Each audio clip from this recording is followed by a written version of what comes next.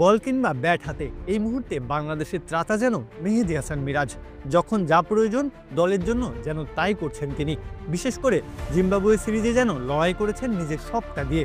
তাই তো man of the match কিংবা ম্যান অব দ্য সিরিজ সবকিছুতেই ওই একটাই নাম, মেহেদী হাসান মিরাজ। উত্তরসূরির তকমা নিয়ে এসেছিলেন জাতীয় দলে। প্রায় এক দশক হতে চলল তার টেস্ট ক্যারিয়ার।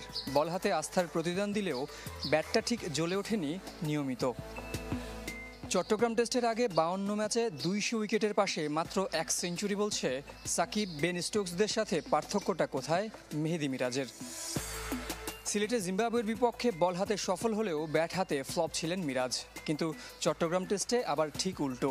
প্রথম ইনিংসে উইকেট শূন্য বাংলাদেশ অলরাউন্ডার ব্যাট হাতে পেয়েছেন সেঞ্চুরি, সাদা পোশাকে মাত্র দ্বিতীয়।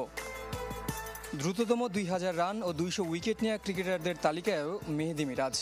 ইয়ান বোথাম, ইমরান খান, কপিল দেব, রবিচন্দ্রন অশ্বিন, জাদেজার সাথে নাম। সাকিবের পর দ্বিতীয় বাংলাদেশি।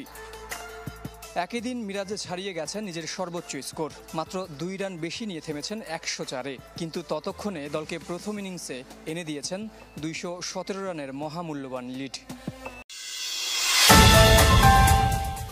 সেঞ্চুরি করে আগের দিনই আক্ষেপ ঝরেছিল সাদমান ইসলামের কণ্ঠে। মাটি কামড়ে ক্রিজে পড়ে থাকলে হয়তো ওই দিনই লিডটা ছাড়িয়ে যেত 100। কিন্তু যারা টাইগার ক্রিকেট টুকটাক ফলো করেন তাদের ভালোই জানা, ফার্স্ট ইনিংসে সেভাবে এখন রানই তুলতে পারছে না বাংলাদেশ। চট্টগ্রামের মাঠে তো আরও না। সবশেষ সাগরিকার এই মাঠে এমনটা হয়েছিল সেই 2021 সালের ফেব্রুয়ারিতে ওয়েস্ট ইন্ডিজের বিপক্ষে। তাই জিম্বাবুয়ের সাথে 7 উইকেট হারিয়ে ফেলার পর টোটাল লিড 100 পেরোবে কিনা সেটা নিয়েই জেগেছিল ঘোরতর সন্দেহ। তবে আগের দিনের পার্টনার তাইজুলকে হারিয়েও মিরাজ যেভাবে ব্যাট চালিয়ে গেছেন তাতে বড়সড় একটা ধন্যবাদ পেতেই পারেন। তানজিম সাকিবকে সাথে নিয়ে দলীয় রান পার করে ফেললেন 400। একালে টাইগারদের জন্য সেটা বেশ বিরল ঘটনাই।